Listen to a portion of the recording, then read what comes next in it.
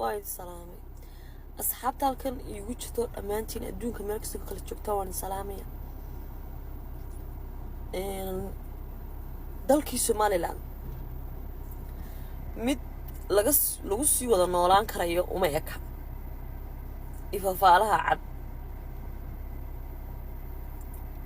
waa aragteen isagoo ninka madaxweynaha loo doortay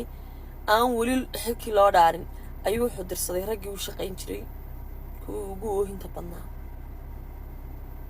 kuwa Djibouti ka dhex barooranaya Djibouti waxay ahayd dawladda kaliya ee aqoonsiga Somaliland si cad ula dagaalantay in xitaa geed loogu soo dabagaban tiiba la tagay tiiba laga dhex barooranaya markaas waxa lagu leeyahay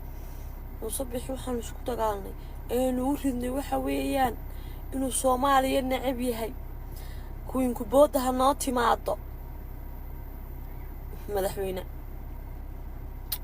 Musabix wuxuu la dagaalamay waa waxa soo miiran adduunyuhu aqoonsi kaaga doonay adna dirtaba kuwinku boodada ayaa baadi doonta taasina tulgu sii wada jiray ma ninka kula madaxweyne Musabix waxaan kula dagaalanay Soomaaliya nacibi madaxweyne Musabix isaga kaga wax qabad suntan Soomaaliya dagaalkiisa ninkii diyaaradaha xabashida ku rusheynay baa dadkiisa qarankiisa u dagaalamay maalintii dadkiisa dalkiisa la dulmiyayna ninka ka dagaalamay dadkiisa xoreeyay weeyaan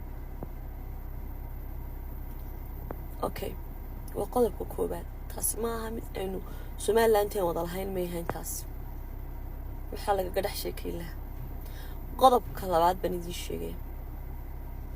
maayir dadkiisii la hadlayaan oo la xisaabtamayaan ayaa waxa soo jawaabayay ifridad uu soo dirsaday oo caytamaya oo hooyooyinka cafinayn oo hablaha cafinayn oo dhalinyarta cafinayn kaasina maaha Somaliland aan wada samaysanay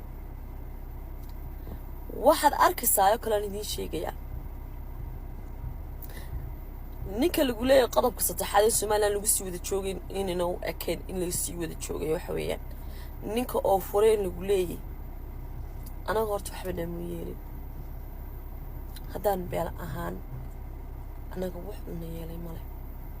agteeda qof daciifa oo badawa oo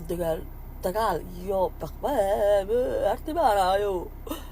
bari baan ma taarahay taariikhda wuxuu galay ninkaas inuu wixii uu lahaa ee ay ilmaadeeradii u dagaalameen ee raggiisii u go'ay uu baabah ka dhigo dameerkaan anigu faras baan ka leeyo inka adduunyada tusay taariikhdaydan leey haddaba waxaan idin sheegayaa intuu wax kale ka tagay anaga ninkii buurta fuulay ee SBI-da iyo biyaha hooyooyinka masaakiinta ka dhacay inta tuulooyinka imaado anaga taagteeda waxba kama wuxuuna yeerin ma jirto markii laakiin Somaliland la wada leeyahay ka hadlayno hadda aad ii dhageysta markii Somaliland la wada leeyahay ka hadlayno taama tiimaanta oo fureen inta la soo dhaweeyo waliba uu soo hanjabi lahaa waliba uu oran lahaa dadka hadlaya oo aamusinayna uu oran lahaa Somaliland wada lahayn ma aha taas anaga muxuuna yeelay oo fureen waxba na muyeelin xuba xeelaha qaar baa wax in laga barto oo laga daba koobiyeeyo uu mudan yahayba markii xaaladdu adkaato laakiin waxaan idin sheegay ciddu waxyaalo waxay ahayd qarankeena wada samaysanay waxa ciidanku leeynay waxay ahaayeen ciidanka qaranka Somaliland oo beel kasta Somaliland degta ay ku jirto anaga ma aha mid noo gaarahayd taas waata laakiin Somaliland aan wada lahayn ma aha ninka shalay toole ula dagaalamay ciidanka qaranka Musabix baa madaxweynaha aniga maanta madaxtooyada iyo dadka ii taliya agtooda ma taagnaanayo aniguna ma daawanayo hadda aad ma fahantiin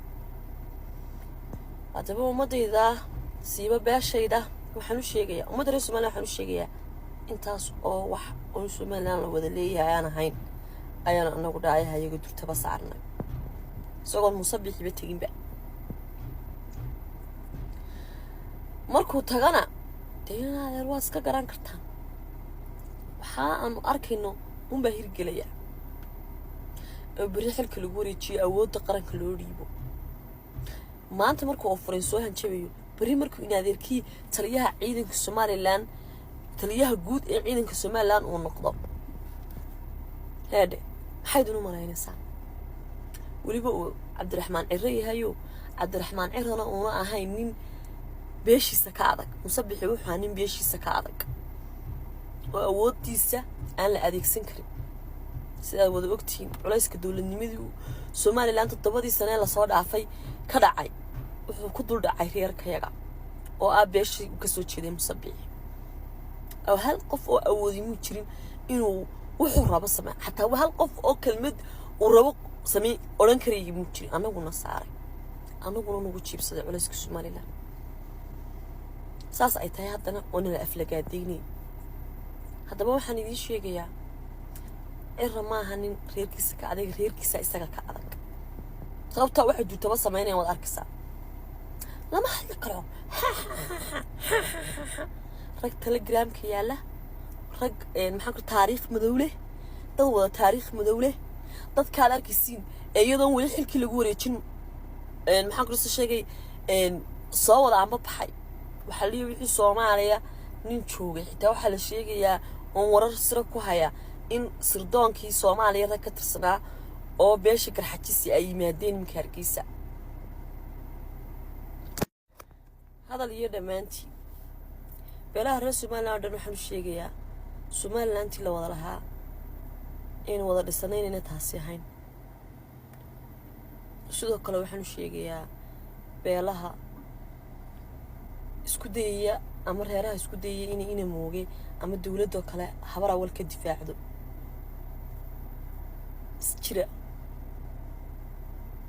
isjira baan leeyahay beeshayda Somaliland beeshayda habar awalna waxaan sheegayaa habar awalay waa ogahay xoogii xiniyihiini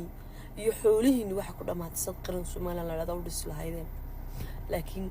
farkali fool ma dhaqmo Somaliland 3 sano waxa ay xageeda ka dhisnayd oo cagiheeda ku taagnayd oo miisaanka u hay beeshaan ka soo jeeday faanayga ma taariikh baa qoran waa ilaa maalintii Somaliland cagaha loo taagay ilaa up to now Somaliland waxay miisaankeeda ku fadhidaa oo cagaha dhulka uga haya waa beeshayda tiiba maanta la isku dayaya in loo soo hanjo adaba oo walibana iyagoo xuquuq qayb ka mid ah xuquuqdoodii